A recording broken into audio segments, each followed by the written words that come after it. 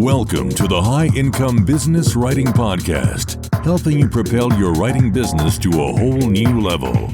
And now, here's your host, Ed Gandia. Hey there, welcome to another episode of the High Income Business Writing Podcast, the number one podcast for freelance writers, copywriters, and solo marketers who want to earn more in less time doing work they love for better clients. With over 1.3 million downloads from listeners just like you across 101 countries. A few weeks ago, I published an episode about how to read a client's real need before you pitch anything to them. And the focus is mostly on when you have to pivot or when you know you should pivot, a pitch for advisory services rather than deliverables. And the whole thing was built around 6 signals, 6 things that you should listen to in the conversation with a prospect that will tell you what kind of help they actually need, whether they need clarity, capability, training, a pilot, implementation, or just strong execution. Now, I got a lot of responses to that one. Most of them were some version of the same question. Okay, I understand the signals in theory, but what does this actually look like in practice on a real call with a prospect or a client? What am I listening for? Moment to moment.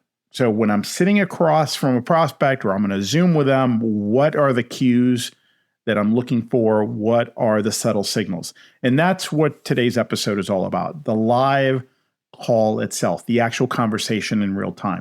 Because what I've noticed from coaching clients over the years is that the diagnostic framework only helps you if you're actually listening actively during the call. And most of us aren't listening as well as we think we are. We're half listening, half preparing the next thing we're going to say, half managing our own anxiety about where the conversation is going and that sort of thing. So today I want to give you something practical. I want to give you a way of showing up to a client call that makes the listening easier, the signals easier to pick up on, and then the pivots that you may have to go through a little bit more natural. Now, let me start with something that changed how I approach these conversations. Years ago, when I was starting out, I treated a prospect call like a pitch. I'd done my prep. I had pretty much thought through my offer, what I was going to talk about. And this is from just having email conversation with a prospect. So I already had an idea of what we were going to talk about. And I knew what I wanted to propose. I knew how I wanted to kind of think about it. I came in with an agenda, and the call was basically my opportunity to present this agenda or this pitch and get a yes or a no. I mean, really, when I strip it down, that was really the mindset that I was going into these calls with. And the problem with that framing is that it puts you in broadcast mode, if you will, from the very start. You're in presentation mode, in pitch mode, and you're listening just enough to find that opening to be able to pitch your idea or your approach or the proposal. What works better, though, and what I've been coaching my clients to do over the years, is to treat the first half of any prospect call as a listening session. Your only job in that first 15 or 20 minutes is to ask good questions that will unearth some really good stuff from the prospect. You're trying to understand what's actually going on for this person, what they're trying to accomplish, where they're stuck, what they've already tried, and what's riding on getting it right. When you do that, 2 things happen. The first is that you get real information instead of surface level descriptions of a project. Second, the prospect feels genuinely heard. And a prospect who feels heard is far more open to whatever you suggest next. So what are you actually listening for here? Let me walk you through a few of the most important signals and what they actually mean. First, I have a tactical but very important recommendation for you. You want to have your note taker automatically join the Zoom call. Something like Fathom, Fireflies. There's a bunch of these out there, typically pretty good, and most of them have a free plan that actually is very generous. So you want to set it up so that the note taker automatically joins all of your Zoom calls. And when the prospect joins a call, you want to thank them for joining you. And then just to ask very quickly if it's okay if your note taker takes notes from the call. And the way I do this is I explain that I'm a bit of a slow note taker. That's true, of course. I know it is for me. And that you want to stay focused on the right questions and on listening actively to them. So having the note taker as the backup will help you if and when you need to reference anything they shared with you. 95% of the time, they're going to have no problem with it. So, this is not something you should be afraid to ask, but you want to address it head on very, very early before you dive too deep, because it's going to be awkward if you're 5-10 minutes in and have been noticing that there's a note taker and a recording going on and you haven't addressed it. Okay, so from there, you want to listen for a few key signals. The first signal is one I call the symptom-only description. This is when a prospect describes what they want in terms of a deliverable, a blog series, a case study, a white paper, that sort of thing, but they can't really tell you why they're requesting that, why they think this is a solution. They don't have a clear audience in mind. They're not sure what problem the content is solving. They just know they need more content, or their boss told them to produce more content. And sure, I'm oversimplifying here, but I think you get the point. And if this situation is not precisely what you have faced before, I think you could probably find or think through the version for your specific situation of when you encounter this. Now, when you hear this sort of thing, that's usually a clarity signal. This person doesn't need execution yet. They need to think through their strategy first, the approach first. An advisory conversation, a content strategy session, or just a simple audit might be a better fit than jumping straight into production. Okay, so that's the first one. The second signal is what I call the wrong format. So this is when the prospect comes to you with a specific request, let's say a white paper, but as they start describing it, it becomes clear that the white paper is the wrong vehicle for what they're trying to do. Maybe the audience they're describing doesn't read white papers, or maybe the story they want to tell would land better as a series of shorter pieces, or maybe as an explainer video, a totally different format. Or maybe they're trying to hit a very top of funnel awareness goal with a format that's more suited to mid-funnel decision makers. This is a great place to add value quickly by just naming it. Something like, based on what you've described, I want to flag something. The format you're thinking about may not be the best fit for that goal. Can I share what I'm seeing here? So asking for permission is really important. It's a really smart way to get them to open up to the ideas. And of course, you're going to say, well, sure, yeah, what do you have in mind? Most prospects really appreciate that approach. Now, a few will push back, but either way, you've started a more honest conversation. It really is important that you do this. And I know for years, I knew in the back of my mind that this was the wrong approach, but I just went for it. I went with it. And in most situations, I regretted that later because eventually it does backfire. Okay, so the first two signals come from prospects who already have a project in mind. They know what they want to hire you to do. They just might be wrong about the format or not ready for execution yet. But the third signal is a little different, and it comes from a prospect who doesn't have a specific project at all. They're in a more uncertain, more anxious place. And if you're not listening for that, you can easily talk right past them.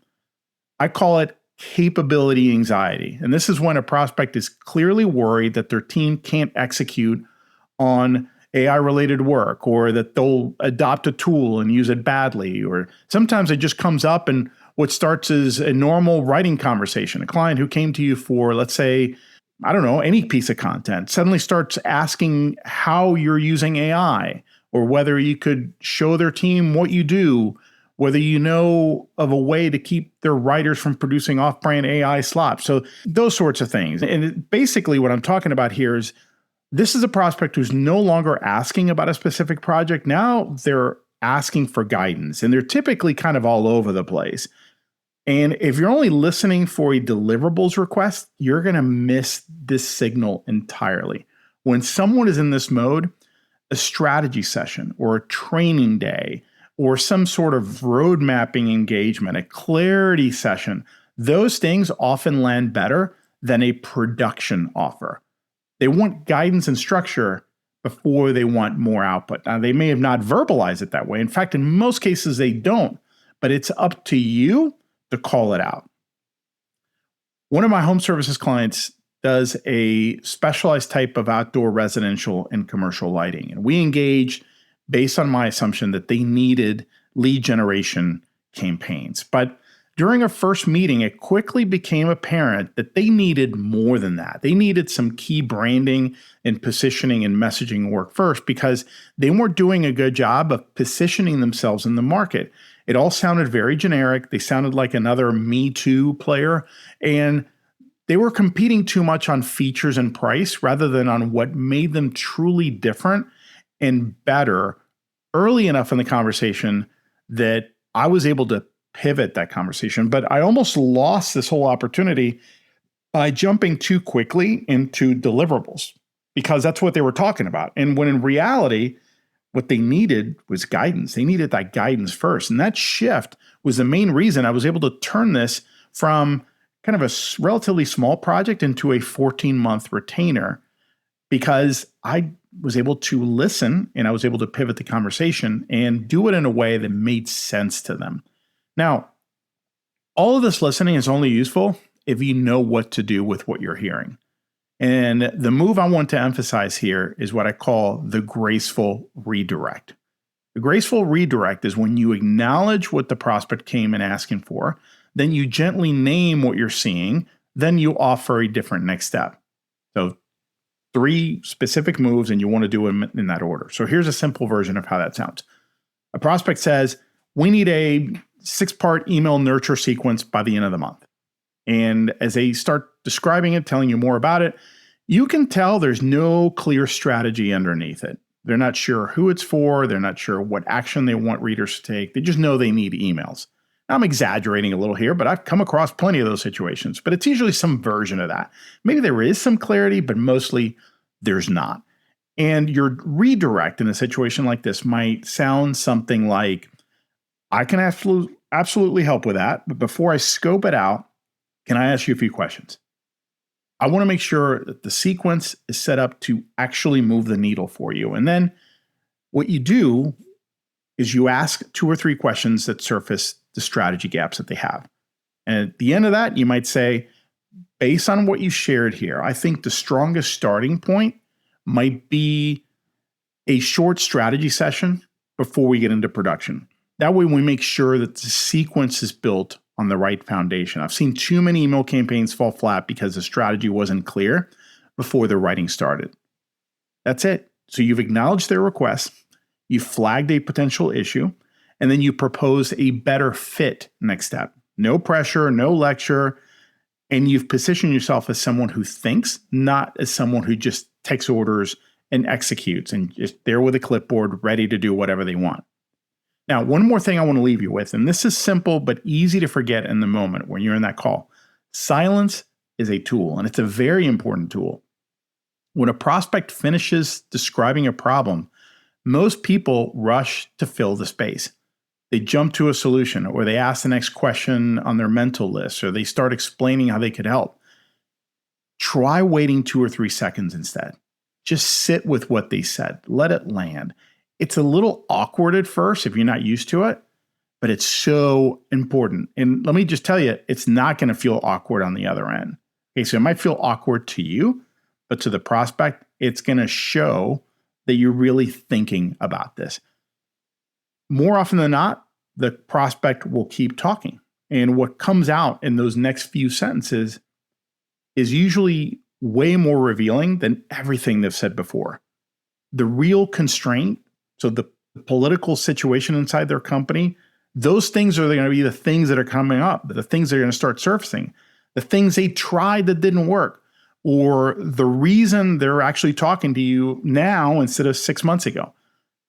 You can't get that information if you're already talking, okay? So silence is a tool. Make sure to use it. Now, along those lines, think of these calls. I said earlier, I implied it was like a 50-50. The first half of the call should be the prospect talking. Of course, they're not just going to go on a whole rant. You have to guide them. Overall, I think of a discovery call as ideally being a 70-30 split. So what I mean by that is you want the prospect talking about 70% of the time, and then you're speaking and asking questions about 30% of the time. Now, it's not a strict thing. It's just more of a mental model for you to use and to maintain during these conversations. This just really reinforces that this is not a presentation. It's a good reminder that this is not a pitch. It's not a performance. It's an information gathering session where you're asking really good questions, letting them talk, and then listening critically to what they're saying. Okay, so the short version of today's episode is this. Treat the bulk of your prospect call as a listening session. Watch for the signals, symptom-only descriptions. Watch for wrong format requests, for capability anxiety, and a few of the others I mentioned. Use the graceful redirect when the conversation needs to shift, and give silence some room to work. So that's it. This takes practice. You're not going to get it perfect the first couple of times. That's not the intention. The idea is to start moving in this direction, practicing it. You'll get much better with time. Next week, we're going to get more specific on offers. I'll walk you through 4 specific offer types worth testing in an AI-shaped market right now. And I'll help you think about which 1 or 2 might be the right fit for where you are right now. One more thing, if you found this episode helpful, I'd really appreciate it if you shared it with a fellow writer or agency owner, or if you left a quick review wherever you listen to your podcast. It really does help more writers find the show.